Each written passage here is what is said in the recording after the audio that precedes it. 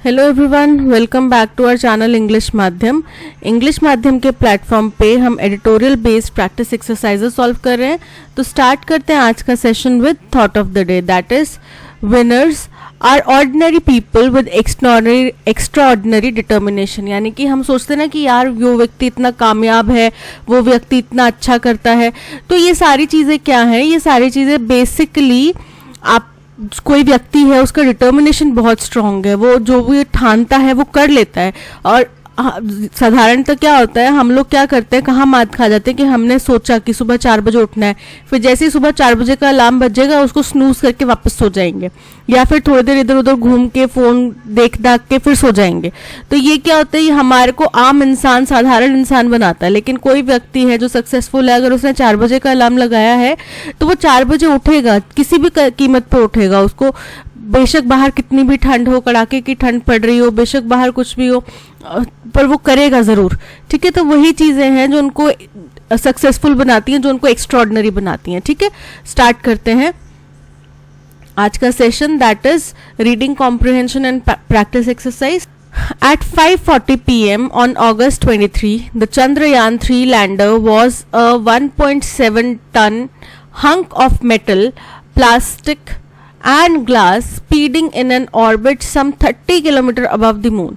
बोल रहे हैं लगभग 5:40 बजे की बात है, 23 अगस्त की, जब चंद्रयान का 3 का जो लैंडर था, ठीक है, वो क्या था, वो कितने किलो का है, कितने टन का है, 1.7 टन का। और हंक मतलब कि मेटल का मास, बहुत सारा मेटल इकट्ठा जहां पे इस्तेमाल किया गया, मेटल का टुकड़ा। ठीक है, तो मास था पूरा मेटल का बना हुआ, मेटल, प्लास्टिक, ग्लास, इन सब का बना हुआ। ये स्पीड था, बहुत तेजी से बढ़ रहा था मून की तरफ, और मून से कितना ऊपर था, 30 किलोमीटर ऊपर था मून पे। ठीक है, but in the next 23 minutes it had made history by slowing down, righting itself and guided by a suite of sensors and actuators gently descending to the moon surface। लेकिन अगले 23 मिनटों में इसने एक हिस्ट्री रच दी, इतिहास रच दिया। कैसे रचा इतिहास?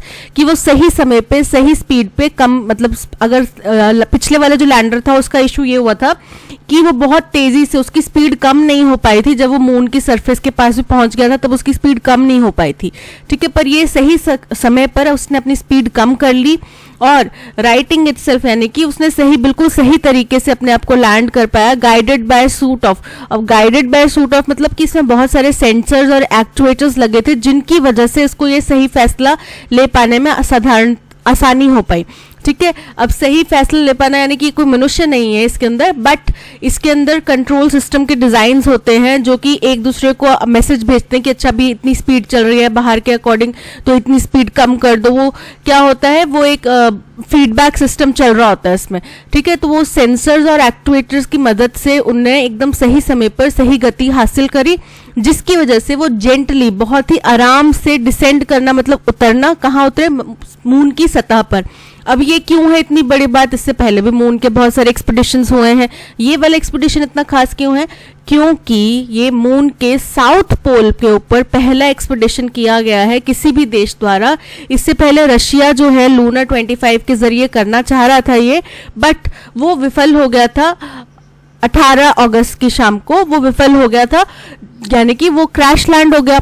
और यहाँ पे सॉफ्ट लैंडिंग करवाई गई हिंदुस्तान द्वारा, जो कि पहला देश बना साउथ पोल में सॉफ्ट लैंड करवाने वाला। ठीक है, as it touch down shortly after 6 PM, people gathered at the various Indian Space Research Organization centers। बोल रहे हैं कि ये 6 बजे के थोड़ी देर बाद ही इसने वहां पे चांद की सतह पर कदम रखा, वहां पे लैंड हुआ ये। तो जो भी लोग अब इंडियन स्पेस रिसर्च ऑर्गेनाइजेशन के अलग अलग सेंटर्स पे एकत्रित हुए थे, एंड अक्रॉस इंडिया, और पूरे देश भर में वर जुबिलेंट। आपने देखा होगा बहुत सारे लोगों ने वो लैंडर का न्यूज के साथ में फोटो खिंचवा के अपने अपने अपडेट्स करे हैं, स्टेटसेस पे, व्हाट्सएप पे, फेसबुक पे, इंस्टा पे, सब जगह डाले हुए हैं। ठीक है, तो देश के लिए एक बहुत गौरव की बात थी, बहुत खुशी की बात थी, है ना। India is only the fourth country in history to have soft landed a spacecraft on moon. बोल रहे हैं इतिहास में के पन्नों में इंडिया चौथी कंट्री है जिसने किसी स्पेसक्राफ्ट को मून की सतह के ऊपर लैंड करवाया है, सॉफ्ट लैंड करवाया है, ठीक है. And the first to have done so in the moon's south polar region, और साउथ पोल रीजन में करने वाला पहला देश है. The feat illustrated a simple fact of complex space flight missions. अब ये जो उपलब्धि है, feat मतलब उपलब्धि है, ये दर्शाती है कि क्या जो फ्लाइट मिशंस हैं, जो स्पेस फ्लाइट मिशंस हैं, वो कितने कॉम्प्लेक्स होते हैं. ये सिंपल सा एकदम साधारण सा फैक्ट है कि ये जो स्पेस फ्लाइट मिशंस हैं ये आज भी बड़े जटिल हैं, ठीक है. वरना इतनी ज़्यादा टेक्नोलॉजी होने के बाद में रशिया का जो लूना 25 है वो फेल होना, उससे पहले हिंदुस्तान का चंद्रयान 2 फेल होना, ये कोई ऐसा नहीं था क्योंकि हम इससे पहले बहुत सारे एक्सपीडिशंस कर चुके हैं. बट क्योंकि सॉफ्ट लैंडिंग बहुत रेयर कराई जाती है और इंडिया ने ये अपने आप से विकसित करी हैं चीज़ें, तो आप ट्रायल एंड एरर करेंगे, आप कुछ गलतियां करेंगे, उनसे सीखेंगे, फिर उनको सुधारेंगे, फिर अगले आप प्रयास करेंगे, राइट. और यही आपको अपनी लाइफ में भी करना है, अपने एग्जाम्स के साथ में भी करना है. बट इतनी ज़्यादा गलतियां करते करते अपनी एज लिमिट ना क्रॉस कर जाना, ठीक है.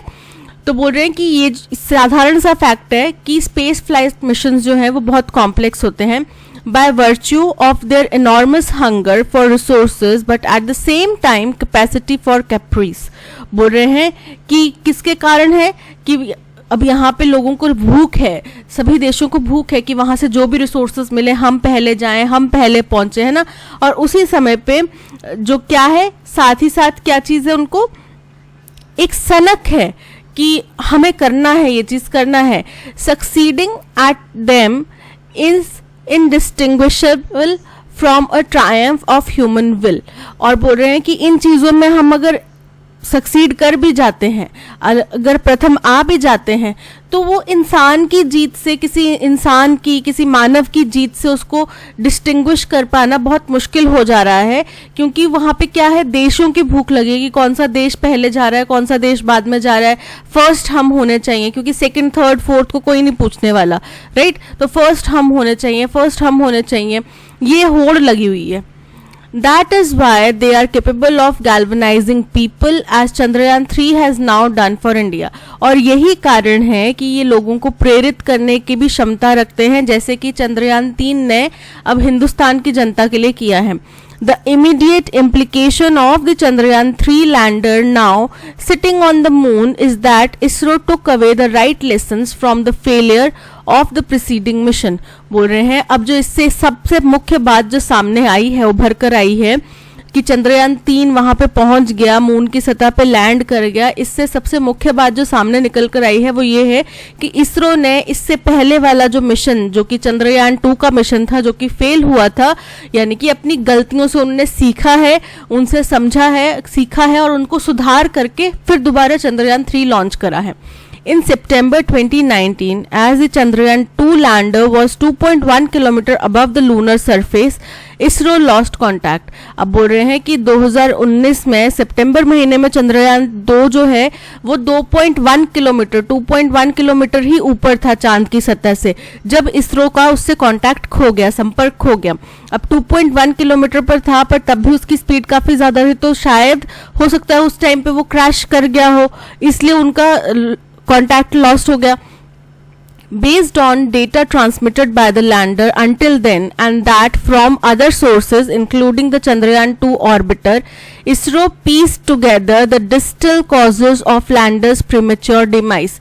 बोल रहे हैं कि तो जो वो 2.1 किलोमीटर जब तक उसका कांटेक्ट इसरो का बना रहा, तब तक लैंडर ने जो भी डेटा उनको भेजा कि मेरी स्पीड इतनी है, मेरे आसपास की सतह इतनी है, अंदर टेम्परेचर इतना गर्म हो रहा है, बाहर टेम्परेचर ऐसा है वैसा है, जो भी उन्होंने इन्फॉर्मेशन दी उसके बेसिस पे, और साथ ही साथ अब जब यहाँ से ये अर्थ है, ठीक है, ये मून है, यहाँ से जब ये गया स्पेसक्राफ्ट, तो इसके 2 पार्ट थे. एक जो था जो लैंडर, जो बोला जा रहा है कि इस चांद की सतह के ऊपर लैंड करा. दूसरा था ऑर्बिटर. ऑर्बिटर क्या करेगा, वो चांद के इर्द गिर्द घूमता रहता है, ठीक है, वो इसके इर्द गिर्द घूमता रहेगा और जो लैंडर है वो बीच में जाके इसमें लैंड करेगा. तो ये जो ऑर्बिटर था वो भी कंटिन्यूसली इसको डेटा दे रहा था, कहाँ को, इसरो को वापस वो डेटा भेज रहा था।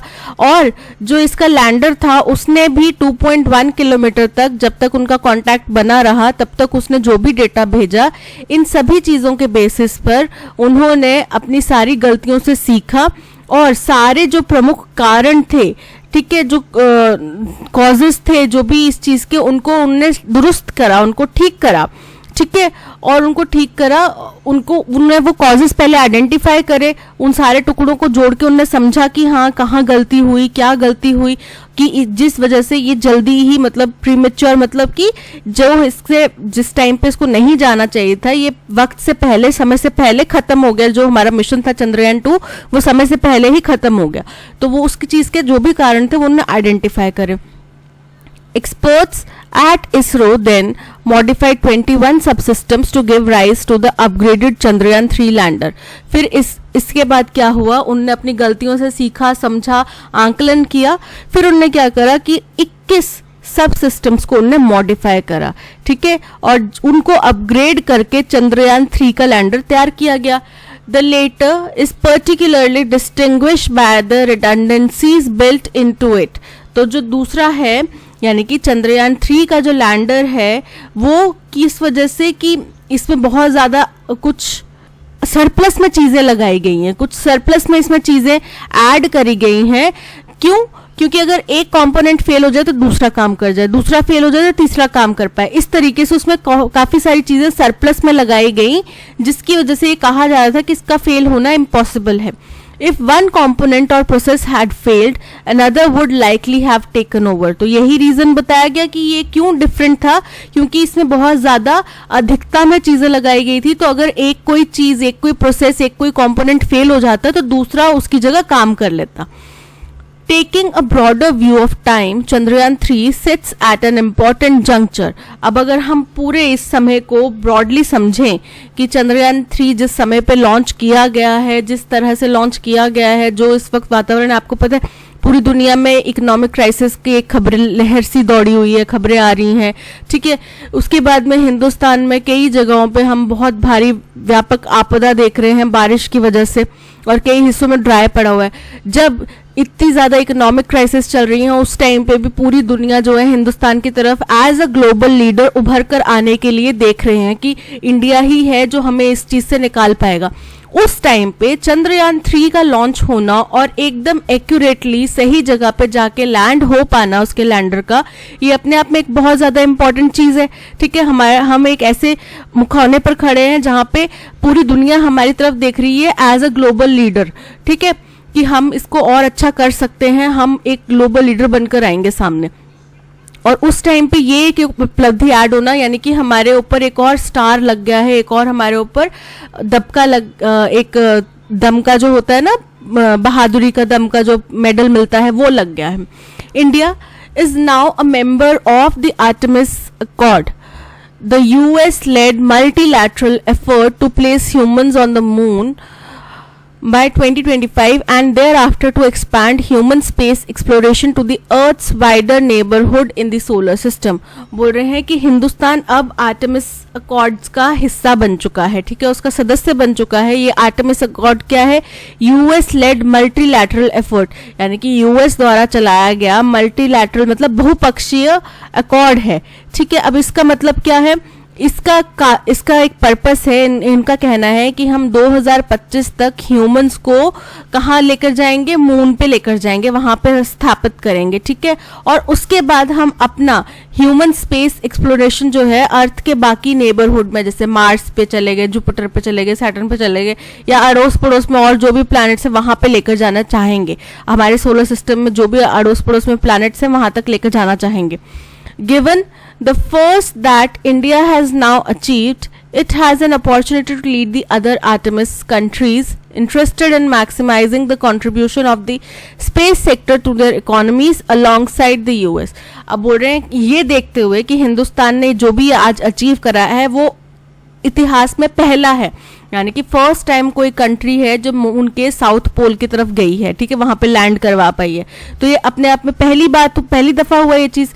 तो इससे हमारे पास एक अपॉर्चुनिटी मिल जाती है कि जो बाकी आर्टेमिस कंट्रीज हैं, यानी कि जो और सदस्य कंट्रीज हैं आर्टेमिस अकॉर्ड्स की, उनको हम क्या करें कि भाई आप अपना मैक्सिमम कंट्रीब्यूशन देना चाहते हैं स्पेस सेक्टर में, अपनी इकोनॉमीज की, स्पेस सेक्टर की मदद से अपनी इकोनॉमीज को, चाहे यूएस है तो हम उनको लीड कर सकते हैं, हम उनको बता सकते हैं कि ये करो वो करो। यानी कि जो मैंने पहले बात कही थी कि अब हमारे पास एक मौका है ग्लोबल लीडर बनने का, वो यहाँ पे बात स्थापित हो जाती है, ठीक है। While Russia and India were not racing to land on the moon this week, the failure of Russia's Luna 25 spacecraft on August 19 foretells the country's ability to contribute in more limited fashion. बोल रहे हैं कि Russia और India, हालांकि कोई race नहीं चल रही थी इन दोनों देशों के बीच में कि कौन पहले पहुंचेगा कौन पहले पहुंचेगा, दोनों का अपना अपना एक्सपीडिशन था, जो भी पहुंच जाता पहले well and good, but purpose ये था कि वहां पे जाके कुछ हम हासिल कर पाए, कुछ वहां पे एक्सप्लोरेशन कर पाए, ठीक है।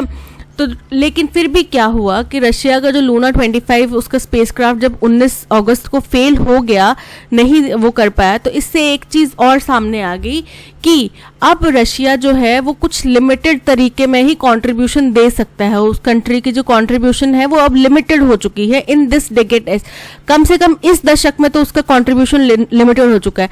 अब आपको पता है जब एक्सपीडिशन स्टार्ट हुए थे स्पेस एक्सपीडिशंस, तो रशिया कई जगहों पे, नॉट रशिया, सोवियत यूनियन, उस टाइम का सोवियत यूनियन जो है वो कई स्टेजेस पे फर्स्ट इन इट सेल्फ था, यानी कि first to land on moon, first नहीं, मून पे लैंड करने वाला फर्स्ट नहीं था, first to place an orbiter around moon, और बहुत सारी चीज़ों में फर्स्ट था, but first to send a human being on moon तो उसके लिए यूएसए फर्स्ट था, ठीक है।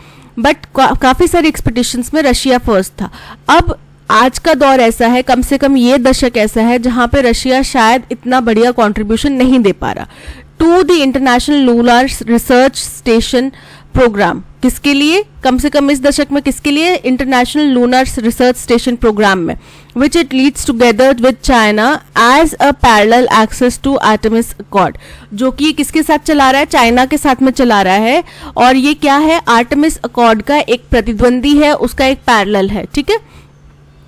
With Chandrayaan 3, India has also demonstrated familiarity with the major types of interplanetary spacecraft. अब बोल रहे हैं कि चंद्रयान 3 के साथ में हिंदुस्तान ने बहुत बड़ी एक फेमिलियरिटी की जानकारी, कि हमें चीज़ों की जानकारी है, हम फेमिलियर हैं चीज़ों के साथ में, ये भी जाहिर कर दी है। कैसे कि अब हम ग्रहों के बीच में चलने वाले जो बड़े मेजर टाइप के स्पेसक्राफ्ट हैं, इंटरप्लैनेटरी स्पेसक्राफ्ट हैं, हम उनकी जानकारी रखते हैं, जो कि जिसमें क्या क्या आता है, ऑर्बिटर्स आते हैं, लैंडर्स आते हैं और रोवर्स आते हैं, ठीक है।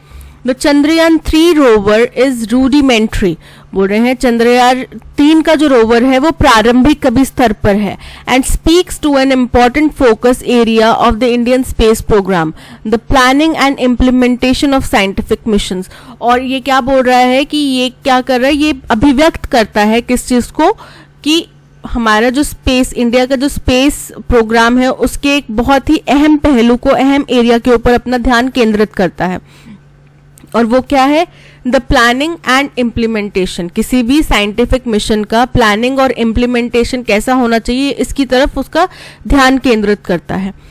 The data from Chandrayaan 3's scientific instruments will be crucial because the mission will be the first to physically, chemically and thermally characterize the soil, subsoil and air near the moon's south pole on location.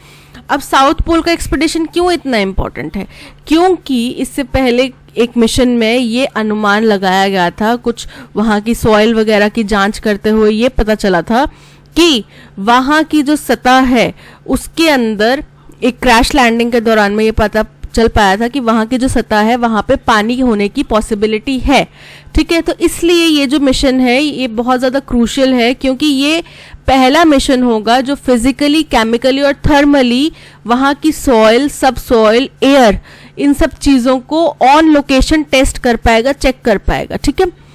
India has some measure of technological superiority now compared to most other spacefaring countries.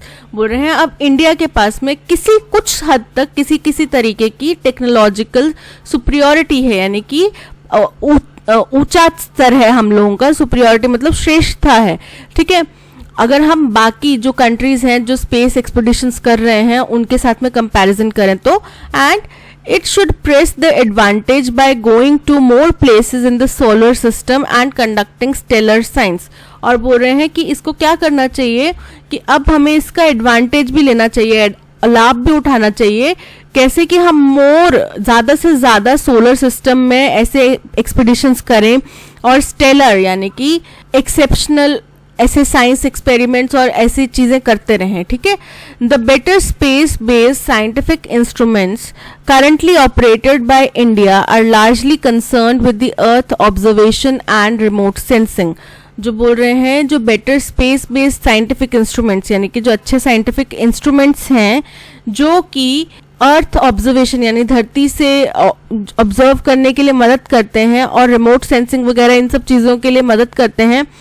AstroSat is a notable exception as the forthcoming Aditya L1, ExpoSat and NISAR missions are expected to be. तो एस्ट्रोसैट जो है वो India का एक सबसे पहला multi wavelength space observatory है. ठीक है, ये बहुत ही नोटेबल है, बहुत ही प्रमुख है, बहुत ही उल्लेखनीय है. क्यों? क्योंकि आने वाले जो मिशंस हैं जैसे कि आदित्य L1, एक्सपोसैट, निसार, इन सब में ये चीज इस्तेमाल की जाएगी. ठीक है, तो इसलिए ये बहुत ही ज्यादा महत्वपूर्ण है, बहुत ही ज्यादा उल्लेखनीय है. In the relatively recent past, Chandrayaan-1 was scientifically well equipped, whereas the Mars orbiter mission had room for improvement. It was a technology demonstrator, but at the same time it did get to Mars. बोल रहे हैं कि अभी recent past की ही बात है. चंद्रयान 1 जो था उसमें तो हमने साइंटिफिकली बहुत ही अच्छे इक्विपमेंट्स लगाए थे, बहुत अच्छा सब कुछ यूज किया था, टेक्नोलॉजी अच्छी इस्तेमाल करी थी. लेकिन वही साथ ही साथ जो मार्स ऑर्बिटर मिशन था उसके अंदर बहुत ज़्यादा इम्प्रूवमेंट की जगह थी, गुंजाइश थी. क्योंकि वहाँ पे हमने केवल अपनी टेक्नोलॉजी का डेमोन्स्ट्रेशन करना था कि हाँ इस तरीके से भी हम काम कर सकते हैं कि अर्थ के चक्कर लगाते हुए, थ्रस्ट करते हुए हम अपने ऑर्बिटर को और आगे भेज सकें और फिर लॉन्च कर दें और फिर वो मार्स के जाके उसके ऑर्बिट में अपने आप को स्थापित कर ले. यह एक टेक्नोलॉजी का एक डेमोन्स्ट्रेशन था, लेकिन फिर भी समहाउ हम मार्स तक पहुँच गए.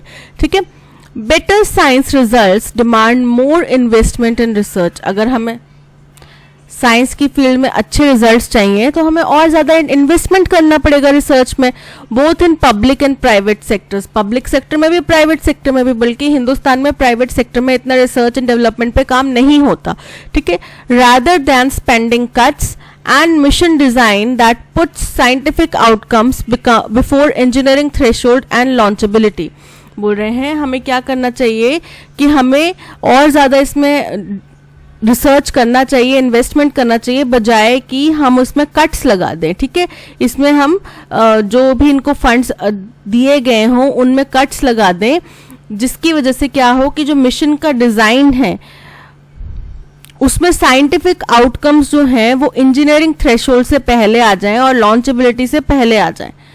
The landing also brings to a close the second phase of India's lunar exploration programme.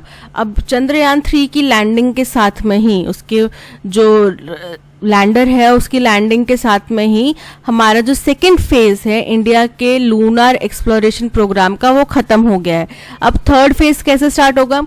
The third phase will begin with a collaboration between ISRO and the Japan Aerospace Exploration Agency JAXA. अब third phase तब start होगा जब इसरो का collaboration Japan aerospace exploration की एक agency है JAXA उसके साथ में होगा for lunar polar exploration LUPEX mission. ये उसका नाम दिया गया है.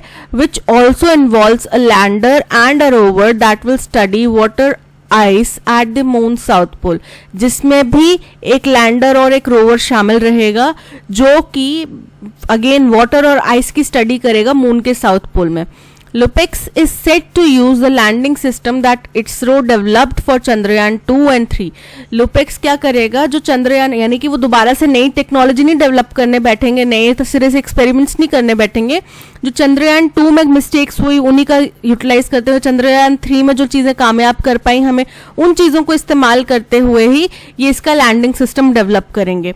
This is an important reason why the failure of the surface component of the Chandrayaan 2 mission placed its successor under great pressure. अब बोल रहे हैं कि यही एक कारण था कि जिसकी वजह से चंद्रयान 2 मिशन का जो फेलियर हुआ उसने चंद्रयान 3 मिशन को बहुत बड़े प्रेशर के अंदर, दबाव के अंदर डाल दिया था, क्योंकि लूपेक्स के लिए हमें यहाँ से टेक्नोलॉजी डेवलप करनी थी, है ना. अगर 3 भी फेल हो जाता तो मतलब हम लूपेक्स के लिए टेक्नोलॉजी कैसे डेवलप करते. तो उसी के लिए ये बहुत ज़्यादा इम्पॉर्टेंट था कि चंद्रयान 3 जो है वो सक्सेसफुल होता. It is notable that this is the gear that Russia was to provide for Chandrayaan 2. बोल रहे हैं कि ये बात बहुत ज़रूरी है नोट करना कि रशिया ये इक्विपमेंट, ये जो रास्ता है, ये जरिया है, वो हमें प्रोवाइड करने वाला था. बट रशिया खुद ही नहीं पहुंच पाया वहाँ तक, है ना. वो खुद ही साउथ पोल पर नहीं पहुंच पाया तो फिर वो हमें कैसे प्रोवाइड कर पाता. But could not in the aftermath of its ill-fated Phobos Grunt mission in 2011. लेकिन क्या हुआ कि उनका जो दुर्भाग्यशाली फोबोस ग्रंट मिशन था 2011 का, वो फेल हो गया, जिसकी वजह से वो हमें ये चीज़ नहीं करके दे पाए, वो हमें इसका जो इक्विपमेंट है, जो तैयारी है, वो नहीं करके दे पाए. Prompting ISRO to develop one on its own, जिसकी वजह से इसरो को ये प्रेरणा मिली, उसको ये प्रेरणा मिली कि वो खुद ही अपने आप ही इस चीज़ को डेवलप करें. Finally ISRO is on a रफली फिक्स्ड पाथ विज़ बोल रहे हैं कि अगर हम future missions from which deviations, बोल रहे हैं फ्यूचर मिशंस की अगर हम बात करें तो उसमें अब इसरो जो है वो एक लगभग एक फिक्स्ड ही पैटर्न इस्तेमाल करने वाला है, फिक्स्ड ही पाथ इस्तेमाल करने वाला है, such as those as a result of Chandrayaan 2 and COVID-19 pandemic. अगर कोई भी विचलन ना हो, जैसे कि चंद्रयान 2 में फेलियर आया या कोविड-19 पेंडेमिक आया, तो हम क्या करेंगे, एक फिक्स्ड ही पाथ इस्तेमाल करेंगे.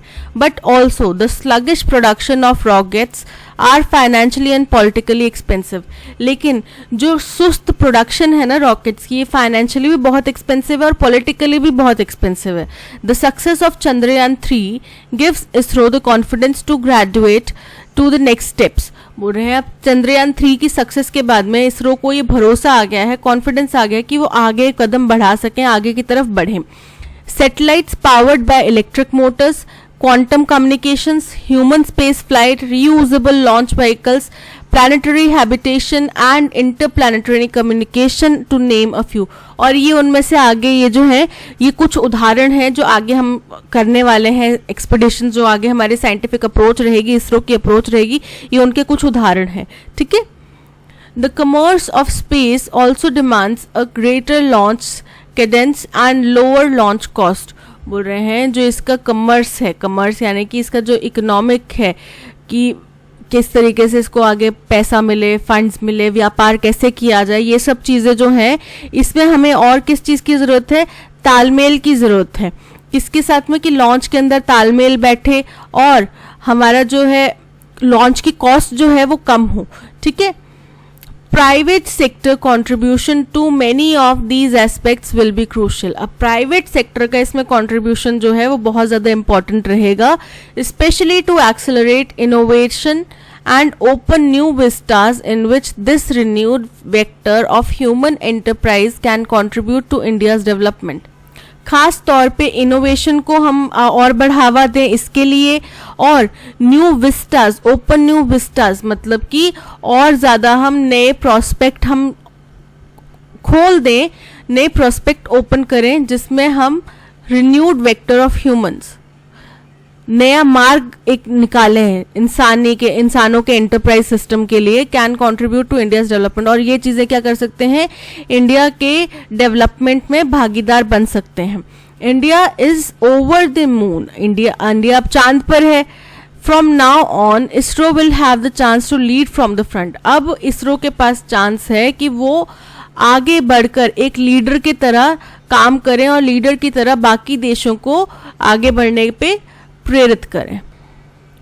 Which of the following statement best captures the significance of the Chandrayaan 3 mission for India? Chandrayaan 3 mission का हमारे लिए कितना महत्व है, ये कौन सी स्टेटमेंट बताती है? Chandrayaan 3 only validated the functionality of ISRO's sensors and actuators.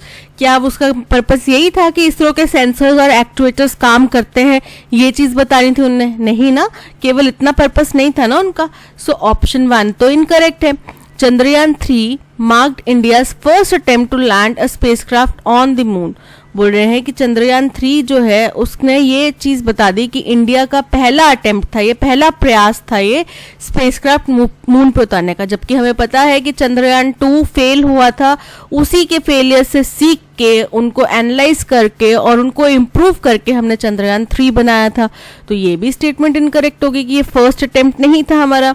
The successful landing of Chandrayaan 3 showed that ISRO learned from failure of Chandrayaan 2. बिल्कुल करेक्ट है, ये बताता है कि इसरो ने चंद्रयान 2 के जो फेलियर्स थे उनसे सीख ली है। Chandrayaan 3 primarily focused on moon's north polar region. ये भी इनकरेक्ट है, साउथ पोलर रीजन में था, ठीक है, नॉट नॉर्थ पोलर रीजन। तो ये भी इनकरेक्ट हो गया, यानी कि केवल थर्ड स्टेटमेंट करेक्ट है, which means only 3 is correct. According to the passage, all of the following are true about Chandrayaan 3 except that, यानी कि सारी स्टेटमेंट सही हैं केवल एक को छोड़ के। It landed in moon's south polar region, being the first to do so. Correct है, साउथ पोलर रीजन में लैंड करा है और पहला है जो जिसने इस तरीके की लैंडिंग करी है वहां पे साउथ पोलर रीजन में। करेक्ट है। The Chandrayaan 3 landing signaled India's entry into space exploration. अब इंडिया की एंट्री इससे तो नहीं हो, ये भी करेक्ट है स्टेटमेंट, क्योंकि इससे हमें पता चला कि हम अब आर्टेमिस अकॉर्ड्स का एक सदस्य बन चुके हैं, जिसके अंदर 2025 तक ह्यूमन को मून पर लेके जाना और उसके बाद में आसपास के और जो प्लैनेट्स होंगे हमारे सोलर सिस्टम में उस पर लेकर जाने का पर्पस था। तो ये भी करेक्ट है। ISRO made no modification to the subsystems of Chandrayaan 3 after the failure of Chandrayaan 2. ये इनकरेक्ट है, मॉडिफिकेशंस किए हैं तभी चंद्रयान 3 बन पाया है, चंद्रयान 2 की गलतियों से सीखा है। ठीक है, तो ऑप्शन सी जो स्टेटमेंट है ये इनकरेक्ट है, so option C is correct. If one component of Chandrayaan 3 failed, there was a backup system in place to take over. ये भी करेक्ट है, right? What is India's potential role among Artemis countries based on its achievements as described in the passage? अब यही बोला जा रहा है कि उनको लीड करेगा स्पेस एक्सप्लोरेशन के सिस्टम में, उनको लीड करेगा, बाकी देशों के लिए एक लीडर के तौर पे काम कर सकता है, right? Following the lead of other countries in space exploration, incorrect है कि हम दूसरों की लीड फॉलो करेंगे, ऐसा तो नहीं है। हम पहले हैं जिन्होंने ये चीज करी है, तो लोग अब हमारी लीड करेंगे। क्लास में अगर कोई व्यक्ति बच्चा है 60% लेकर आता है, वो ऑल ऑफ अ सडन किस दिन 90 ले आए, तो फिर बाकी सारे बच्चे जाएंगे उसके पास, पूछेंगे कि भाई बता तूने कैसे किया, ये कैसे अजूबा, ये कैसे किया, तेरा पढ़ने का सिस्टम क्या है, ये बता वो बता। ठीक है, इनफैक्ट अगर कोई टॉपर भी है क्लास का जो 99% या 90% लेकर आ रहा है, बच्चे उसके पास जाएंगे, ना कि कोई 60% लेकर जा रहा है उसके पास थोड़ी जाएंगे सीखने के लिए। तो हम फर्स्ट हैं इस चीज में, तो लोग अब हमारे पास आएंगे कि भाई बता दो आपने कैसे किया, क्या टिप्स एंड ट्रिक्स आपने लगाई। Taking a back seat in human space exploration, कि अब हम पीछे बैठेंगे आराम से और देखेंगे, ऐसा नहीं है। अब तो हमारे पास मौका है अपनी प्रभुता और अपना बताने का कि हम वर्ल्ड लीडर बनने के काबिल हैं, और अगर दुनिया इस वक्त हमारी तरफ देख रही है तो वो गलत नहीं है, हम वाकई में डिजर्व करते हैं।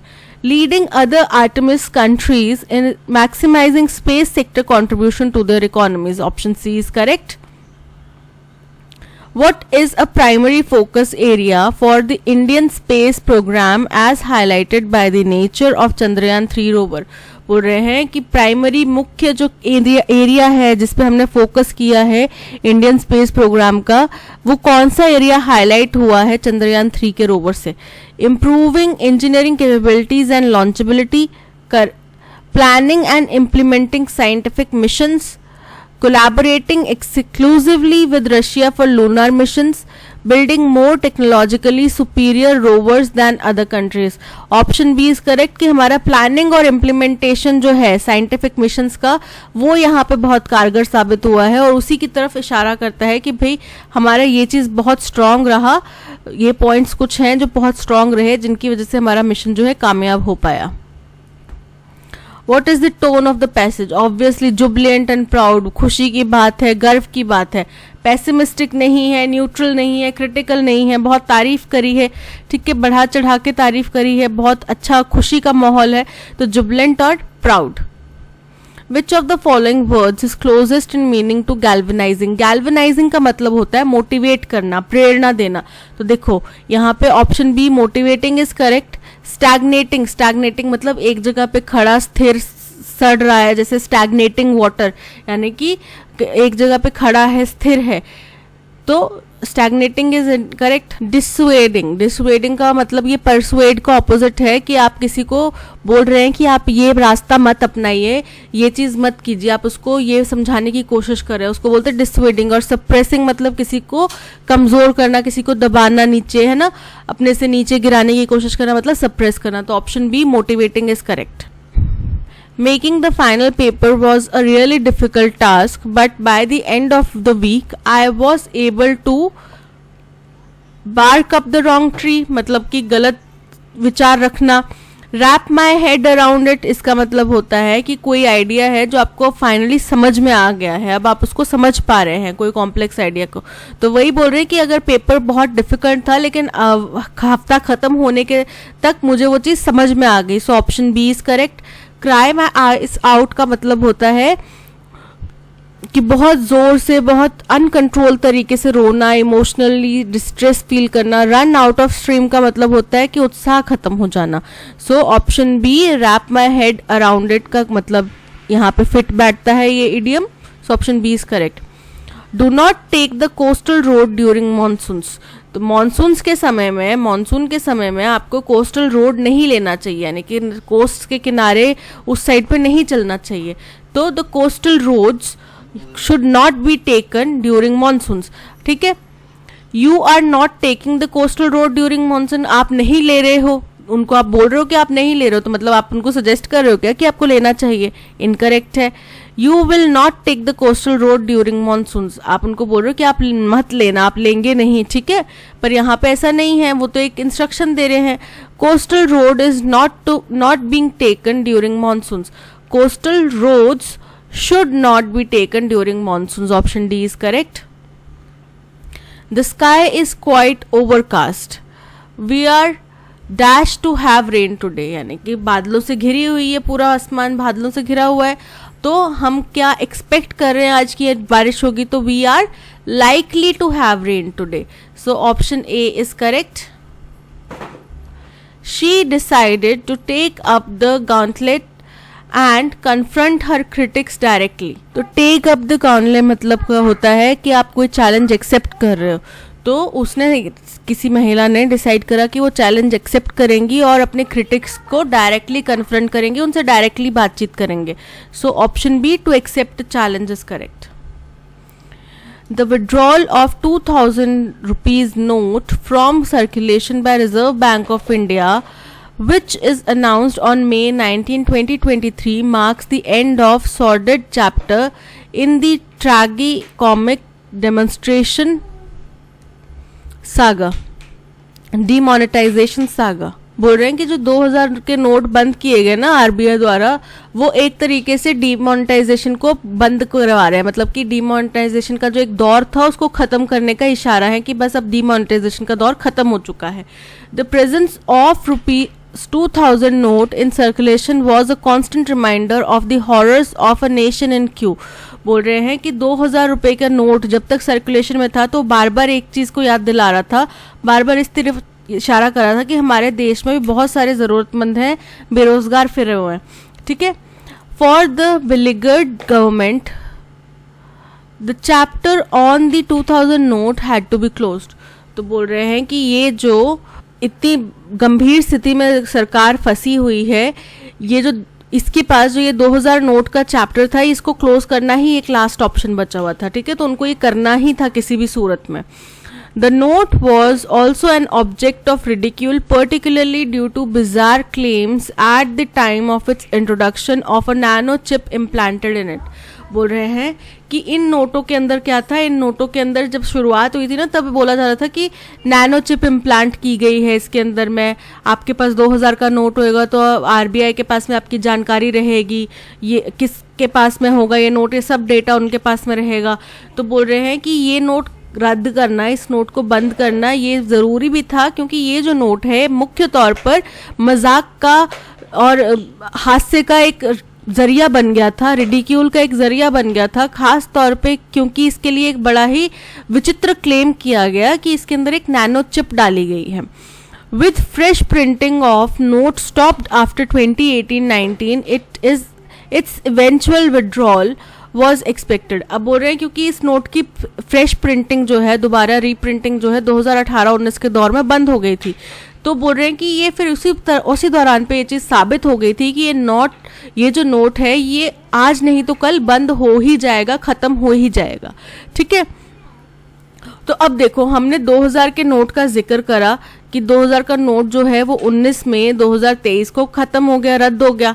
ठीक है. तो इसी बात को आगे कंटिन्यू करता है कि इसको रद्द करना क्यों ज़रूरी था, क्योंकि जब तक ये सर्कुलेशन में था नोट, ये बार बार जताता था, दिखाता था कि हमारी जो जनता है वो ज़रूरतमंद है, उसको ज़रूरत है, पैसे की ज़रूरत है, उसको नौकरी की ज़रूरत है, बेरोज़गार है. सो ए जो है हमारा फर्स्ट पॉइंट हो जाएगा. ठीक है. अब इसी के आगे जो है बोल रहा है कि देखो, द नोट, कौन सा नोट, 2000 वाला नोट. ठीक है. The note was also an object. अब यहाँ पे बोला कि वो पहले ये दिखाता था कि हमारा देश ज़रूरतमंद है, हमारे देश के नौजवानों को ज़रूरत है, या किसी भी व्यक्ति को, देश के नागरिकों को ज़रूरत है. ठीक है. दूसरी चीज़, वो एक हास्य का, रिडिक्यूल का भी एक जरिया बन गया था ये जो नोट है, क्योंकि इसके साथ में एक बड़े ही विचित्र क्लेम किया जा रहा था कि जब ये स्टार्टिंग में इंट्रोड्यूस किया था कि नैनो चिप है इसमें. तो ये उसी बात को आगे, जो ये इसके नेगेटिव इम्पैक्ट्स की बात हो रही है, उसी को आगे बता रहा है पॉइंट सी. तो ये हमारा सेकेंड पॉइंट हो जाएगा. ठीक है. अब बोल रहे हैं कि तीसरा जो पॉइंट इसमें बताया गया वो ये बताया गया कि जो बिलिगर्ड, यानी कि ये जो डेस्परेट सरकार थी, इनको भी ये 2000 का नोट तो बंद करना ही था हर हाल में, क्योंकि इनकी एक तो किरकिरी भी बहुत हो रही थी, और फिर ये था कि 2000 के नोट की इतनी खपत नहीं हो पा रही थी. या आप 2000 का नोट लेकर जाओ बाहर, फिर सब लोग यही मानते हैं आपके पास छुट्टा है, आपके पास छुट्टा है, आपके पास. फिर सारे शॉपकीपर्स भी बोलते थे भाई 2000 का नोट मत देना, हमारे पास चेंज नहीं है. राइट. तो वो चीज़ जो एक प्रॉब्लमैटिक सिचुएशन बन गया था ना, वो सरकार के लिए भी प्रॉब्लमैटिक सिचुएशन बन गया था, तो उनको ये चीज़ निकालनी ही थी हर हाल में. तो ये हो गया थर्ड पॉइंट. अब हमारा स्टेटमेंट स्टार्ट हो रहा है ए से. देखो, ये ए से नहीं स्टार्ट हो रहा, ये नहीं स्टार्ट हो रहा, तो ये दोनों तो कट गए. ऑप्शन बी और ऑप्शन सी जो है वो हमारा ए से स्टार्ट हो रहा है, और हमारे को चाहिए A C B. Option C is correct. The issue of manufacturing और services as the desirable path for India's economy makes the rounds in public fora periodically. बोल रहे हैं ये जो इशू है कि मैन्युफैक्चरिंग या सर्विसेज कौन सा एक डिजायरेबल रास्ता है इंडिया की इकोनॉमी के लिए, कि कौन सी चीज़ ज़्यादा इंपॉर्टेंट है इंडिया की इकोनॉमी के लिए, ये बार बार पब्लिकली कई स्तरों पर, कई प्लेटफॉर्म्स पे ये सवाल उठता है. ठीक है. बार बार उठता है. The frustration of Indian economic policy maker can be well understood. बोल रहे हैं हिंदुस्तान के जो पॉलिसी मेकर्स हैं उनकी जो भी व्यथा है उसको हम आसानी से समझ सकते हैं, आराम से समझ सकते हैं. This proposal challenged the standard model of economic development, for in most successful economies, industrial expansion had come first. बोल रहे ये जो प्रपोजल है, अब कौन सा प्रपोजल, कोई प्रपोजल का जिक्र किया होगा पहले, है ना, उसी के बारे में बात होगी. तो आर स्टेटमेंट जो है वो यहाँ पे किसी से पहले लिंक्ड है. ठीक है. अब क्यू और पी को पढ़ के हम समझ पा रहे हैं कि क्यू और पी से कोई लिंक नहीं है. अब बोल रहे ये जो प्रपोजल है इसने जो एक स्टैंडर्ड है, मॉडल, स्टैंडर्ड मॉडल है कि सारी डेवलप्ड इकोनॉमीज में यही मॉडल चलता है, उससे विचित्र, उससे अलग था ये प्रपोजल. क्यों? क्योंकि ज़्यादातर जो सक्सेसफुल इकोनॉमीज है वहाँ पे इंडस्ट्रियल एक्सपेंशन, यानी कि मैन्युफैक्चरिंग सेक्टर जो है वो पहले आता है सर्विसेज सेक्टर से. ठीक है। In the early part of this century, बोल रहे हैं इस सदी के शुरुआत में, when India software exports were booming, जब इंडिया का सॉफ्टवेयर एक्सपोर्ट जो है वो बहुत तेजी से बढ़ रहा था, it had been asked why India service sector should not leapfrog over manufacturing to propel the economy forward. बोल रहे हैं तो उस टाइम पे सवाल उठाया गया, उस टाइम पे एक प्रपोजल, काइंड ऑफ प्रपोजल दिया गया कि क्यों ना इंडिया के सर्विस सेक्टर को हम मैन्युफैक्चरिंग सेक्टर से आगे रखें इकोनॉमी को आगे बढ़ाने में, ठीक है, जो कि हमें, क्योंकि इस वक्त वो फ्लरिश कर रहा है, ग्रो कर रहा है, तो हो सकता है कि ये हमें मदद करे हमारी इकोनॉमी को आगे बढ़ाने में, ठीक है। तो अब यहाँ से हम समझ पा रहे हैं कि जो प्रपोजल यहाँ पे दिया गया कि सर्विसेज सेक्टर को आगे रखा जाए मैन्युफैक्चरिंग सेक्टर में, उसी को आगे आर एक्सप्लेन कर रहा है कि ज़्यादातर में क्या होता है, मैन्युफैक्चरिंग सेक्टर आगे होता है जो सर्विसेज सेक्टर से, यानी कि स्टैंडर्ड क्या है कि मैन्युफैक्चरिंग सेक्टर आगे रहेगा। तो हम समझ पा रहे हैं कि एस के बाद में आर आएगा, ठीक है। तो एस के बाद में आर यहाँ पे है, एस के ये इमीडिएट बाद में नहीं है, बीच में क्यू आ रहा है जो कि इनकरेक्ट हो गया। यहाँ पे एस के इमीडिएट बाद में आर है, यहाँ पे भी एस के इमीडिएट बाद में आर है, यहाँ पे आर पहले है एस बाद में है, तो ये भी इनकरेक्ट हो गया। समझ में आ गया, क्लियर है सबको। अब देखो हम इस पूरे स्टेटमेंट से ये समझ पा रहे हैं कि जो P है ये हमारा इंट्रोडक्टरी स्टेटमेंट है, जहाँ पे सर्विसेज और मैन्युफैक्चरिंग के बीच में जो एक कंपटीशन चल रहा है उसके बारे में इंट्रोडक्शन दिया जा रहा है कि भाई इन दोनों सेक्टर्स के बीच में आपस में कॉन्ट्रडिक्शन चलता है अलग अलग पब्लिक प्लेटफॉर्म्स के ऊपर, ठीक है, कि इंडिया की इकोनॉमी ये डिफाइन करता है या इंडिया की इकोनॉमी वो डिफाइन करता है इसके ऊपर। तो हम समझ पा रहे हैं कि पी हमारा फर्स्ट स्टेटमेंट है। अब देखो हमारे पास दो ऑप्शंस बचे हैं, बी और सी। सी में हमारा फर्स्ट स्टेटमेंट एस बता रहे हैं जो कि इनकरेक्ट है, हमारा फर्स्ट स्टेटमेंट बन रहा है पी, तो हमारा अरेंजमेंट बन गया option B, P S R Q, ठीक है। Allegiances are mostly fluid and emotional connect with a team. Allegiances का मतलब क्या होता है, जो निष्ठा है, निष्ठा को बोला जाता है allegiances, और ज़्यादातर क्या होते हैं, तरद होते हैं, फ्लूइड होते हैं। फ्लूइड किसी चीज़ का मतलब कि बह जाते हैं, इधर से उधर बह जाते हैं। And emotional connect with a team, किसी भी टीम के साथ में इमोशनल कनेक्ट होता है, ठीक है, यानी कि किसी व्यक्ति की निष्ठा जो है वो अपनी टीम के साथ में एक इमोशनल कनेक्ट के बेसिस पर होती है। Even after 16 long years of tournament still lakhs intensity. अब 17 साल हो गए हैं इस टूर्नामेंट को स्टार्ट हुए हुए, फिर भी अभी भी इसमें इस इंटेंसिटी की कमी है। किस इंटेंसिटी की, आगे देखते हैं। That lead to the chopping and changing of outfits are essential to maintain competitive balance. बोल रहे हैं जिसकी वजह से जो बार बार छटनी की जाती है और प्लेयर्स को खरीदा और बेचा जाता है, जिसकी वजह से उनका आउटफिट चेंज होता है। आउटफिट चेंज मतलब कि उनकी टीम चेंज हो जाती है, तो टीम जर्सी चेंज हो जाती है। आर एसेंशियल, बोल रहे हैं कि कॉम्पिटिटिव बैलेंस बनाने के लिए बहुत ज़्यादा एसेंशियल है, महत्वपूर्ण है। This is perhaps because the show is largely controlled by Board of Control for Cricket in India. बोल रहे हैं ये शायद इसलिए है क्योंकि ये जो टूर्नामेंट है ये BCCI द्वारा कंट्रोल किया जाता है, which believes that periodic auctions, बोल रहे हैं जो कि इस बात पर विश्वास करता है कि समय समय पर ऑक्शंस किए जाना, समय समय पर ऑक्शंस करना जो है वो क्या है, आगे स्टेटमेंट इनकम्प्लीट है। The Indian Premier League IPL by design doesn't quite lend itself to European football like sports fandom. बोल रहे हैं जो इंडियन प्रीमियर लीग है, बोल रहे हैं इसका डिज़ाइन इस तरीके से है कि इसने यूरोपियन फुटबॉल लीग की तरह अपने आप के लिए इतना फ़ैन बेस नहीं बना पाया, ठीक है, जैसे यूरोपियन फुटबॉल लीग का फ़ैन बेस है वैसा इसका नहीं बन पाया, ठीक है। तो ये हमारा हो जाता है फर्स्ट स्टेटमेंट, क्योंकि यहाँ पे बताया जा रहा है आईपीएल के बारे में, उसका कंपैरिजन किया गया यूरोपियन फुटबॉल लीग के साथ में और बोला गया कि उसका फैन बेस इतना नहीं बन पाया। फिर आगे जो है उसमें हमने चर्चा करी है कि क्या कारण है जिसकी वजह से ऐसा नहीं हो पाया है उसके लिए, ठीक है। तो फैंडम नहीं बन पाया, allegiances are more fluid and emotional connect with the team. अब ये क्या होता है, जो निष्ठा होती है किसी भी जो फैन है उसकी निष्ठा होती है वो फ्लूइड होती है और वो इमोशनल कनेक्ट होता है उस टीम के साथ में। Even after 16 long years of tournament still lakhs intensity. और इस टूर्नामेंट के 16 साल हो चुके हैं पर अभी भी इसमें इस तरीके की इंटेंसिटी नहीं है, ठीक है। और ये हो गया सेकेंड पॉइंट।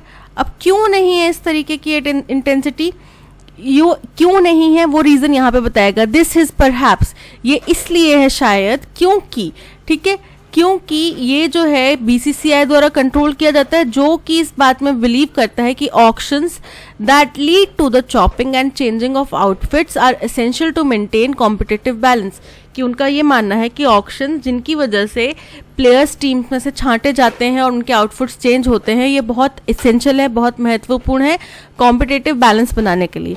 अब देखो यहाँ पे हमारा एक लिंक जो बन गया वो बन गया कि भाई आर के बाद में क्यू आएगा, ठीक है। अगर आपको बाकी चीज़ें नहीं भी पता चल रही तो हम ये समझ पा रहे हैं कि आर को कंप्लीट कर रहा है क्यू स्टेटमेंट, ठीक है।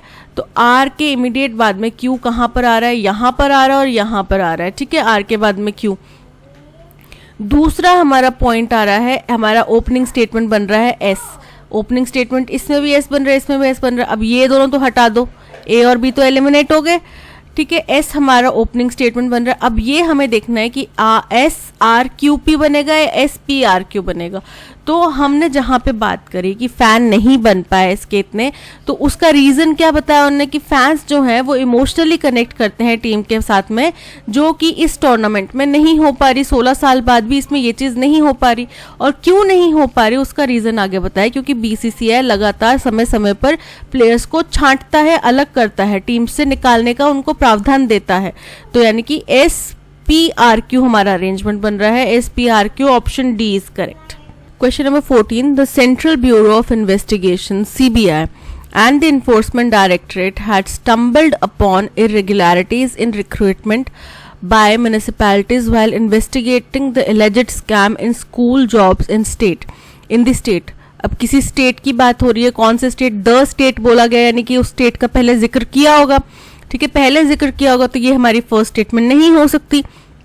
बोल रहे हैं सीबीआई और एनफोर्समेंट डायरेक्टरेट जो है उन्होंने पाया कि बहुत सारी इरेगुलरिटीज़ हैं, यानी कि कुछ कमियां हैं, बहुत सारी कमियां हैं किसमें, जो रिक्रूटमेंट किए गए म्यूनिसिपैलिटीज़ द्वारा, कहाँ पे, जो कि तथा कथित तौर पे एक स्कूल जॉब्स के अंदर में स्कैम हुआ है, उसके अंदर में उन जो म्यूनिसिपैलिटीज़ द्वारा रिक्रूटमेंट किए गए उसके अंदर में उनको इरेगुलरिटीज़ यानी कि कमियां पाई गई हैं, ठीक है। Matters pertaining to West Bengal recruitment scam are keeping the Calcutta High Court busy even during summer vacation. अब द स्टेट पूरा तो हम समझ पा रहे हैं इस स्टेटमेंट से, क्यों से कि वेस्ट बंगाल की बात हो रही है, ठीक है। बोल रहे हैं जो मैटर है किससे जुड़ा हुआ, वेस्ट बंगाल का जो रिक्रूटमेंट स्कैम है उससे जुड़ा हुआ।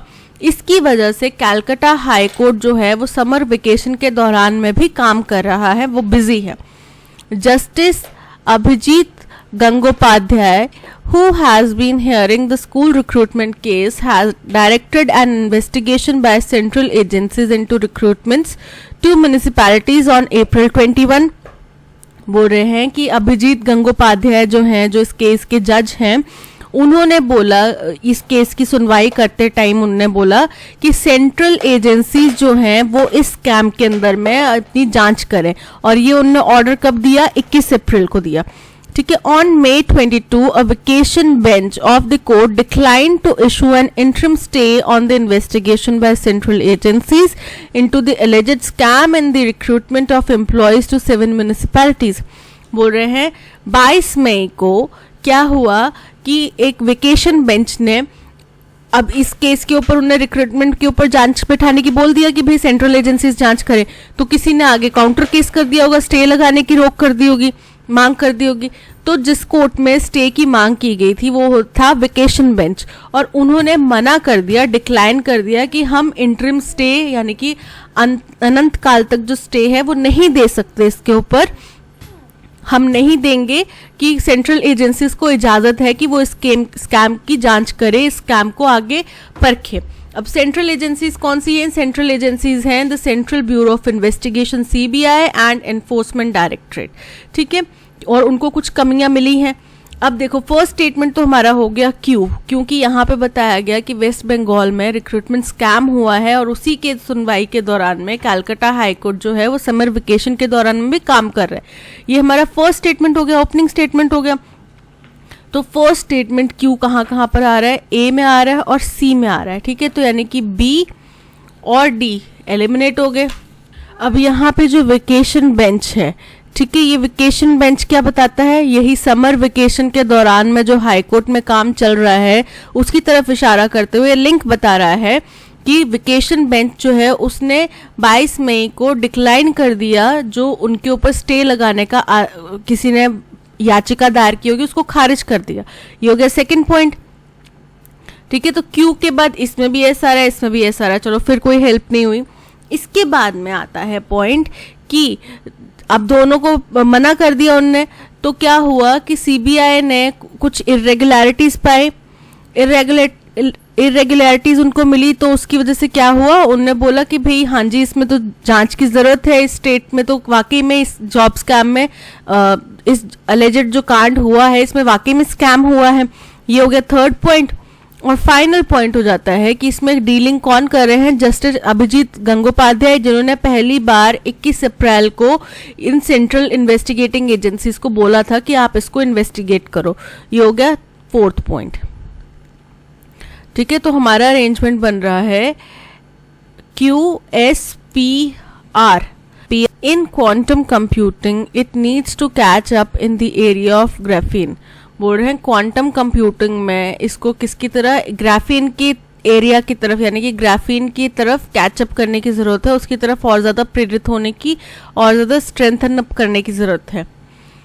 What artificial intelligence is to software and quantum computing is to computers, graphene is to materials। अब यहाँ पे हम एक काइंड ऑफ इंट्रोडक्शन दे रहे हैं कि जिस तरीके से आर्टिफिशियल इंटेलिजेंस सॉफ्टवेयर की दुनिया में मानी जाती है, क्वांटम कंप्यूटिंग जो है कंप्यूटर्स की दुनिया में मानी जाती है, वैसे ही ग्राफीन जो है वो मटेरियल्स की दुनिया में माना जाता है।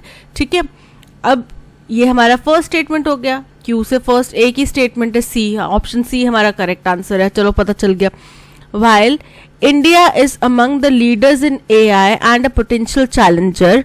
बोल रहे हैं हालांकि इंडिया जो है एक लीडर है एआई में और पोटेंशियल चैलेंजर है किसमें, in quantum computing, it's need to catch up in the area of graphene. बोल रहे हैं इसी लाइन को देखो आगे कंप्लीट करें कि हालांकि इंडिया एआई की फील्ड में जो है लीडर है, ठीक है, और चैलेंजर है क्वांटम कंप्यूटिंग की फील्ड में, हमें ग्राफीन की एरिया में उस फील्ड में कैचअप करने की, यानी कि स्पीड अप करने की और ज्यादा तेजी से काम करने की जरूरत है।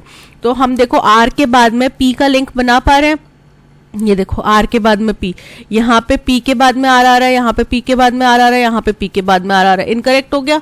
अगर हमें नहीं पता चलता कि क्यू फर्स्ट स्टेटमेंट है तो आर के बाद पी इसी में बन रहा है, option C is correct. These three emerging technologies will disrupt the existing human-machine interface in the next couple of decades। अब ये तीनों जो टेक्नोलॉजीज हैं ये अभी उभरती हुई टेक्नोलॉजीज हैं और ये क्या करेंगे, इंसान और मशीन का जो बीच में जो एक लिंक है, इंटरफेस है, उसको आने वाले कुछ दशकों में बहुत उसको तोड़ देंगे, खत्म कर देंगे, डिसरप्ट कर देंगे। ठीक है, इन दोनों के बीच में जो इंटरफेस है उसको। अब बोल रहे हैं कि ये जो 3 इमर्जिंग टेक्नोलॉजीज का जिक्र करा ना, 3 इमर्जिंग टेक्नोलॉजीज का हमने जिक्र कहाँ करा था, आर्टिफिशियल इंटेलिजेंस सॉफ्टवेयर में, क्वांटम कंप्यूटिंग कंप्यूटर्स में और ग्राफीन मटेरियल्स में। तो इससे समझ में आ रहा है कि क्यू के इमीडिएट बाद में क्या होगा, एस होगा, जहाँ पे 3 टेक्नोलॉजीज की बात करेगी, यानी कि हमारा अरेंजमेंट बन गया QSRP। QSRP option C is correct. But it is rare for individuals or the tribe or even Nepal to feature in a congregation of Buddhists such as Global Buddhist Summit which took place in New Delhi in April। बोल रहे हैं लेकिन हम लोगों के लिए, किसी individual, किसी व्यक्ति के लिए ये बहुत रेयर हो जाता है, इवन ट्राइब के लिए भी, इवन नेपाल के लिए भी बहुत ज़्यादा रेयर हो जाता है कि वो ऐसे किसी बुद्धिस्ट कॉन्ग्रेगेशन में पार्टिसिपेट करें। कॉन्ग्रेगेशन मतलब होता है कि जहाँ पे कुछ धार्मिक लोग अलग या रिलीजियस लोग इकट्ठे होते हैं पूजा पाठ करने के लिए, प्रार्थना करने के लिए। तो इस तरीके के कॉन्ग्रेगेशन, बुद्धिस्ट कॉन्ग्रेगेशन में पार्टिसिपेट करें, ये बहुत रेयर हो जाता है। सच एज जैसा कि ग्लोबल बुद्धिस्ट समिट जो हुआ न्यू दिल्ली में अप्रैल महीने में, वो था। Every Shakya is engaged in different path today, yet is bound by one phenomenon. बोल रहे हैं आज की डेट में हर एक शाक्य जो है वो अलग अलग रास्ते पर जा चुका है, अलग अलग अपना उसने करियर पाथ हो गया या रास्ता चुन लिया है, लेकिन फिर भी हम सब लोग एक फिनोमिनन से जुड़े हुए हैं, एक किसी घटना से जुड़े हुए हैं। ठीक है, वो क्या है घटना? Realizations like these prompt a closer look at why growing superpowers India and China are defining their own versions of future of Buddhism and using it as a tool of soft power। बोल रहे हैं कि जो इसी वजह से जो बड़े बड़े देश हैं, ग्रोइंग सुपर पावर्स हैं, जैसे कि हिंदुस्तान और चाइना, इन्होंने अपना ही एक वर्जन निकाल दिया है कि बुद्धिज्म का फ्यूचर क्या है, ये है बुद्धिज्म का फ्यूचर, ये लोग बोल रहे हैं, और सॉफ्ट पावर की तरह इसको एक टूल की तरह इस्तेमाल कर रहे हैं। सॉफ्ट पावर के लिए, सॉफ्ट इन्फ्लुएंसिंग के लिए एक टूल की तरह इसको इस्तेमाल किया जा रहा है। I am a Shakya from Nepal, a supposed descendant of Siddharth Shakya who went on to be known as Buddha। बोल रहे हैं मैं एक शाक्य हूँ, शाक्य कोई कम्युनिटी है, ठीक है, मैं नेपाल का एक शाक्य हूँ जो इनको माना जाता है कि वो सिद्धार्थ गौतम बुद्ध जो हैं उनके वंशज हैं, सिद्धार्थ शाक्य के वंशज हैं। हु वेंट, जो कि क्या बन गए थे, बाद में बुद्ध बन गए थे, जिनको आज दुनिया बुद्ध के नाम से जानती है। ठीक है, तो हम समझ पा रहे हैं कि क्यू जो है हमारा फर्स्ट स्टेटमेंट है, जहाँ पे बोला कि हर एक शाक्य जो है वो आज की डेट में एक डिफरेंट पाथ फॉलो करता है, लेकिन हम सब एक फिनोमिनन से जुड़े हुए हैं। अब वो एक फिनोमिनन क्या है कि हम सब जो है वो सिद्धार्थ के वंशज हैं, जो कि बाद में बुद्ध के नाम से प्रख्यात हुए। ये हो गया सेकंड स्टेटमेंट, यानी कि क्यू के बाद में एस आएगा, क्यू के बाद में एस यहाँ पर आ रहा है, ये देखो ये भी क्यू से स्टार्ट हो रहा है, ये भी स्टार्ट हो रहा है, लेकिन इसमें क्यू के बाद में पी आ रहा है, इसमें क्यू के बाद में एस आ रहा है, तो हमारा ऑप्शन सी करेक्ट हो जाएगा। ठीक है, अब वहीं पे आगे बढ़ते हैं कि इस तरीके की जो रियलाइजेशंस हैं इनको क्या किया जाता है, इन्हीं की वजह से हम समझ पाते हैं कि आज की डेट में जो ग्रोइंग सुपर पावर्स हैं जैसे कि इंडिया, चाइना, उन्होंने एक अपना ही वर्जन निकाल दिया है बुद्धिज्म के फ्यूचर का, क्योंकि हम सब अलग अलग जगहों पे चले गए हैं, अलग अलग रास्ता अपना चुके हैं, ज़रूरी नहीं है हम सब बुद्धिस्ट ही बने हैं। ठीक है, तो इसका इस्तेमाल कौन कर रहे हैं? इंडिया चाइना जैसे सुपर पावर्स कर रहे हैं एक सॉफ्ट इन्फ्लुएंस के टूल के तौर पे। ठीक है, ये हो गया थर्ड पॉइंट।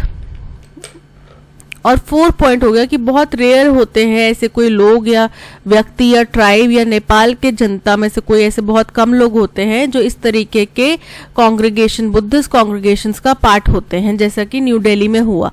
ये हो गया फोर्थ पॉइंट, फाइनल पॉइंट। तो हमारा option C QSRP is correct. After facing prior charges related to hush money paid to cover up an affair and the illegal dash of top secret documents, बोल रहे हैं कि इनके ऊपर पहले भी चार्जेस लगे हुए हैं किस चीज़ के, कि हश मनी होता है कि चुप रहने के लिए, किसी को खामोश रहने के लिए पैसा दिया गया, किसके लिए? एक अफेयर था उनका कोई, ठीक है, उसको कवर अप करने के लिए उन्होंने उन व्यक्ति को हश मनी दिया। इसके चार्जेस पहले उनके ऊपर लगे, फिर दूसरे चार्जेस लगे कि उन्होंने इलीगल तरीके से कुछ किया, टॉप सीक्रेट डॉक्यूमेंट्स को इलीगल तरीके से किसी के साथ में शेयर करा, इलीगल तरीके से अपने पास रखा, इलीगल तरीके से बेच दिया। ठीक है, कुछ भी किया उन्होंने इलीगल तरीके से, टॉप सीक्रेट जो डॉक्यूमेंट्स थे उनको। Former US president Donald Trump has been indicted for the third time. अब तीसरी बार उनके ऊपर आरोप लगे हैं, किसके ऊपर? फॉर्मर जो पुराने US प्रेसिडेंट थे डोनाल्ड ट्रंप, उनके ऊपर। The most recent dash charges stem from allegations that he sought to block the peaceful transfer of power by seeking to overturn the results of 2020 presidential election। जो भी recent उनके ऊपर charge लगा है, जो alleged charge उनके ऊपर लगा है, वो कहाँ से उत्पन्न हुआ? वो इस बात से उत्पन्न हुआ कि उनके ऊपर आरोप लगे कि उन्होंने क्या किया, जब जो बाइडन प्रेसिडेंशियल इलेक्शन जीत गए थे तो उन्होंने पावर ट्रांसफर जो होता है, पावर ट्रांसफर यानी कि एक सदस्य से, अब पहले डोनाल्ड ट्रंप थे, अब डोनाल्ड ट्रंप से पावर ट्रांसफर किसको होगा? जो बाइडन को होगा। तो उसमें उन्होंने बाधा डालने की कोशिश करी, शांतिपूर्ण तरीके से नहीं होने दिया वो, क्योंकि वो चाह रहे थे कि वो इस प्रेसिडेंशियल इलेक्शन को, जो 2020 का प्रेसिडेंशियल इलेक्शन था, उसके रिजल्ट्स को पलट दे, उसके रिजल्ट्स को बदल दे। ठीक है, जिसमें कि आज के जो प्रेसिडेंट हैं जो बाइडन, वो विजयी रहे थे। The four charges at this dash include conspiracy to defraud, witness tampering, conspiracy against the right of citizens, and obstruction of an attempt to obstruct an official proceeding. बोल रहे हैं अब इनके ऊपर जो 4 चार्जेस लगे हैं उनमें क्या क्या शामिल है. डिफ्रॉड के चार्जेस शामिल हैं उनमें विटनेस को टैम्पर करने का, यानी कि विटनेस को खरीदने बेचने का, उनको मैनिपुलेट करने का चार्ज लगा है. राइट्स, जनता के अधिकारों को के अगेंस्ट में कॉन्स्पिरेसी का चार्ज लगा है, उनके अधिकारों के अगेंस्ट में गलत तरीके से प्लानिंग साजिश करने का आरोप लगा है. और obstruction of an attempt to obstruct an official proceeding, और किसी भी ऑफिशियल प्रोसीडिंग को, ऑफिशियल जो कार्रवाई है उसको रोकने का या फिर उसको रोकने की कोशिश करने का आरोप इनके ऊपर लगा है. The obstruction charges relate to the actions of mister Trump on January 6, 2021 when he is alleged to have dash a violent mob to march on Capitol buildings in Washington even as lawmakers were meeting there to certify the election results as required by law. अब हुआ क्या कि 6 जनवरी 2021 को इनकी जो capital building है Washington में, वहाँ पे जो लॉ मेकर्स थे वो मीट कर रहे थे, वहाँ उनकी मीटिंग चल रही थी जिसमें कि वो ये वेरीफाई करते कि ये जो इलेक्शन के रिजल्ट्स हैं वो सही हैं या गलत हैं, जो कि उनके कानून के तहत बहुत ज़रूरी है ये बोलना, ये वेरीफाई करना कि इलेक्शंस के जो रिजल्ट हैं वो फेयर एंड स्क्वायर है. ठीक है, तो उसको रोकने के लिए इन्होंने क्या करा, इनने अलेजेडली एक मॉब को वहां पे भेजने की कोशिश करी, एक वायलेंट मॉब को उस तरफ भेज दिया. ठीक है, ये उनके ऊपर चार्जेस लगे हैं. राइट, बोल रहे हैं after facing prior charges relating to hush money paid to cover up an affair and the illegal dash of top secret documents. अब टॉप सीक्रेट डॉक्यूमेंट्स को उन्होंने इलीगल तरीके से क्या किया, डिमोलिश करा. डिमोलिश करना मतलब डिस्ट्रक्ट कर दिया. रिटेंशन मतलब कि अपने पास रख लिया. एप्रीहेंशन मतलब कि उनको समझा, उनको एक डर की भावना से समझना. ठीक है, अंडरस्टैंडिंग ऑफ फेयर. या फिर इंस्पेक्शन मतलब जांच करी उनकी, एग्जामिनेशन, जांच करना. तो यहाँ पे डिमोलिशन या रिटेंशन, बट हमें पता है कि इस केस में क्या हुआ था, रिटेंशन किया गया था. Demolition is also not correct, उनको डिस्ट्रॉय नहीं किया, उन्हें टॉप सीक्रेट डॉक्यूमेंट्स को अपने पास रख लिया, इलीगल तरीके से रख लिया. So option B, retention is correct. The most recent dash charges stem from allegations that he sought to block the peaceful transfer of power. अब जो recent क्या है, स्क्रूटनी मतलब जांच करना. ठीक है, फैलनी का मतलब होता है गंभीर अपराध या जो गंभीर आरोप लगा है. तो मोस्ट रीसेंट फैलनी चार्जेस, ठीक है, गंभीर चार्जेस जो उनके ऊपर लगे हैं वो कहाँ से अराइज हुए हैं, कहाँ से उत्पन्न हुए हैं, वो इस आरोप से उत्पन्न हुए हैं कि उन्होंने पीसफुल ट्रांसफर ऑफ पावर होने नहीं दिया, उसमें उन्होंने बाधा डाली. ट्रांसपेरेंसी मतलब कि पारदर्शिता. ऑब्सक्योरिटी मतलब कि अस्पष्ट या अज्ञातता. सो यहाँ पे option B, felony is correct. The 4 charges at this dash include conspiracy to defraud. तो 4 चार्जेस जो है इस जंक्चर पे, इस स्ट्रक्चर मतलब होता है इस ढांचे पे. ठीक है, क्लोजर यानी कि अंत पे, समाप्ति पे, डाइवर्जेंस यानी कि विचलन पे, या फिर जंक्चर यानी कि इस पॉइंट पे, इस बिंदु पे. तो यहाँ पे जो 4 चार्जेस इस बिंदु पे लगे हैं, इस पॉइंट पे जो उनके ऊपर 4 चार्जेस लगे हैं वो क्या है, उनमें conspiracy to defraud, witness tampering, conspiracy against the rights of citizens and obstruction of an attempt to obstruct an official proceeding. ये 4 चार्जेस उनके ऊपर लगे हैं. तो at this point, at this juncture is correct. The obstruction charges related to the actions of Mr. Trump on January 6, 2021 when he is alleged to have, अब उनने क्या किया होगा, इन्वॉल्व किया होगा, शामिल किया होगा, have dash a violent mob, उनने भेजा ना उस violent mob को, उत्साहित करा, भेजा, उत्तेजित करा. incited का मतलब होता है उत्तेजित करना, प्रेरित करना. अनसेटल्ड मतलब होता है अस्थिर या परेशान.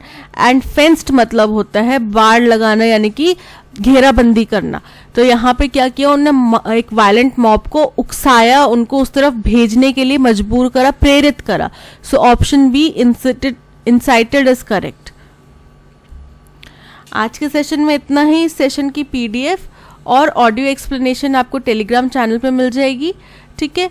टेलीग्राम चैनल का लिंक आपको डिस्क्रिप्शन बॉक्स में दे दिया गया है, तो आप वहाँ से जाके हमारा टेलीग्राम चैनल ज्वाइन कर सकते हैं। इसके अलावा प्ले स्टोर से आप हमारी ऐप भी डाउनलोड कर सकते हैं, ठीक है। ऐप का लिंक भी आपको डिस्क्रिप्शन बॉक्स में दे दिया गया है।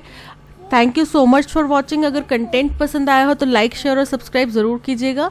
मिलते हैं नेक्स्ट सेशन में। Till then keep learning and keep practicing. Bye bye.